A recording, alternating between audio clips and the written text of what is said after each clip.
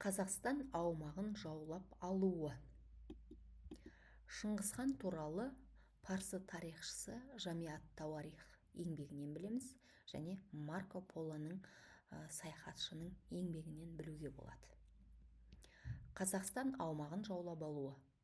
Шапқыншылық қарсаңындағы Қазақстан аумағына бірінші тоқталайық.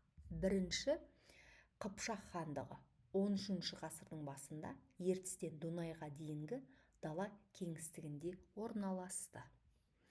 Екінші Найман хандығы Жетісуда Күшлік хан басқаруында болған болатын. Ал үшінші Хорезм мемлекеті 13 ғасырдың басында қуатты мемлекет еді.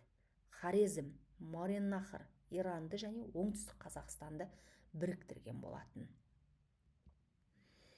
Отырар опаты.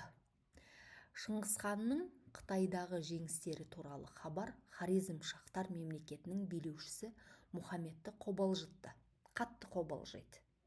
Сөйтіп Шыңғысхан жайлы нақты деректерді алғысы келіп, ол Монғолияға елшілік аттандырады. Сөйтіп Монғолияның жеріне елшілік келеді, Монғолиядан Хорезмнің жеріне елшілік келеді. Сөйтіп елшілермен алмасқаннан кейін Шыңғысхан 1218 жылы алтын, күміс, жібек, бағалы тері және тағы басқа заттар тиелген 500 түйеден тұратын 450 адамы бар сауда керуенін жіберген болатын. Енді бұл жайлы ақпаратты мына жерден экраннан оқып қосымша біліп отырыңыздар. Мен сіздерге қысқа түсіндіріп өтемін. Отырар билеушісі Қайырхан көпестерді тыңшылар деп айыптап, жаңа саудагерлер келді ғой, 450 адамнан тұратын. Соларды Монғолдың тыңшылары деп айыптап, оларды өлтіруге бұйрық береді.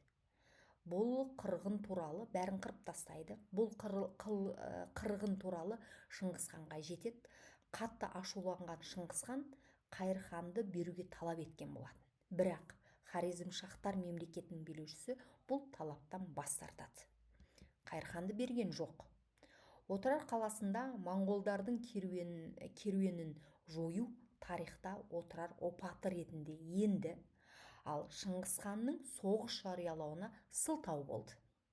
Шыңғысханның жоспары бүкіл Азия мен Шығыс Еуропаны жаулап алу еді. Соғыс жаңа жайылымдар алу, байлыққа ие болу, сонымен бірге моңғол қоғамын біріктіру мақсатында жүргізілген еді. Енді дәл сол жылы, 1218 жылы, Шыңғысханның үлкен ұлы Жошы Қыпшақтар арасында жасырын жүрген меркіттерді күйретті. Ал дәл осы уақытта Хорезмшах Мұхаммед Қыпшақтарға қарсы 60.000 әскермен жорыққа шыққан еді. Ал Торғай даласында монғолдар мен хорезмдіктер ұштасып қалады. Бұл шайқаста ешкім жеңіске жетпейді. Не монғолдар жеткен жоқ, не хорезм жеңген жоқ. Сондықтан Шыңғысханның бұл Хорезмшахпен соғысы тоқтаған жоқ, ары қарай жалғасады деген сөз. Осы 1218 жылы Қазақстан мен Орта Азияға жорықты Жетісу арқылы жүргізбекші болған болатын. Ал сол уақытта Найман ханы Күшлік Шығыс Түркістанның түрік тайпаларына шапқыншылық жасай бастағандықтан, сол жердің халқы, олардың билеушілері Шыңғысханнан көмек сұраған болатын. Демек, Шығыс Түркістанның билеушілері мен халқы Шыңғысханнан көмек сұрайды. Енді осыны Шыңғысхан керемет пайдаланады. Осы 1218 жылы дін аралық қарсылықты пайдаланған монғолдар Жетісуға енеді. Сөйтіп тұрғындарды өз жағына тарту үшін, өзіне қарату үшін әскерге өлкеде зорлық-зомбылық пен тонауға тыйым салынатын бұйрық беріледі. Демек, Шыңғысханның әскеріне бұйрық берілді. Жетісу жерін зорлық-зомбылық жасамау керек екенін, тонамау керектігі туралы бұйрық берілді. Монғолдар дінге қысымшылық жасамады, мұсылмандарға ғибадат жасауға еркіндік берді. Бұл тағдырдың жағы өздеріне келіп тұрған бір плюсі болды. Демек, бұл тұрғындардың монғолдар жағына шығуына ықпал етті. бүкіл халық моңғолдар жағына шықты. Тағы бір қосымша айтып кететініміз, мына Баласағұн қаласы ұрыссыз беріліп, Гоббалық қала, қайырымдылық қала атанған болатын. Ол міне сіздерде экранда тұр.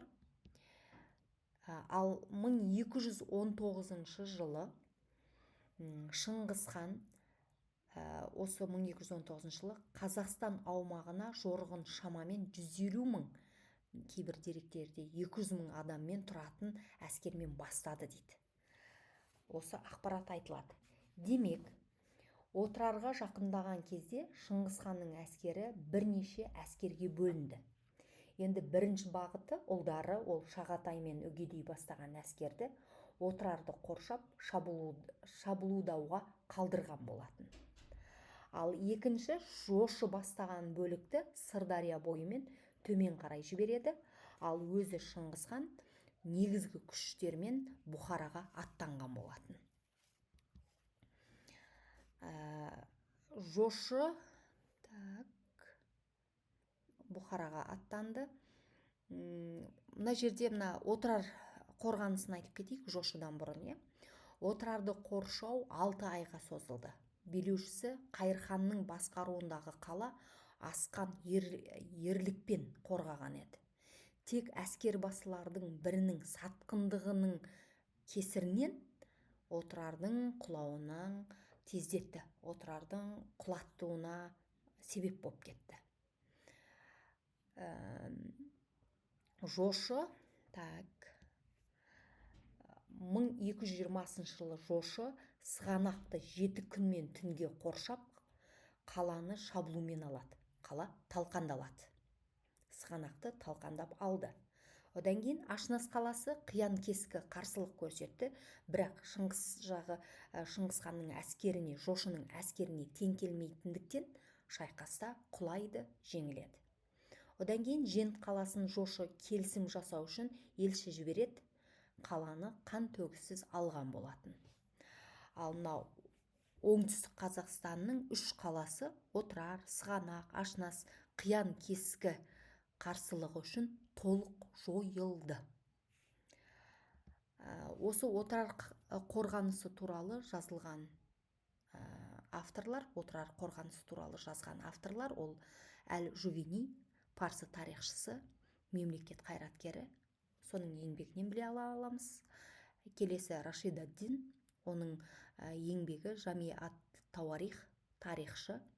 Осы еңбекте біз Отырар қорғанысы туралы жазылған өте көп ақпарат, дерек ала аламыз. Енді келесі сабақта Хорезмді жаулап алумен жалғастырамыз.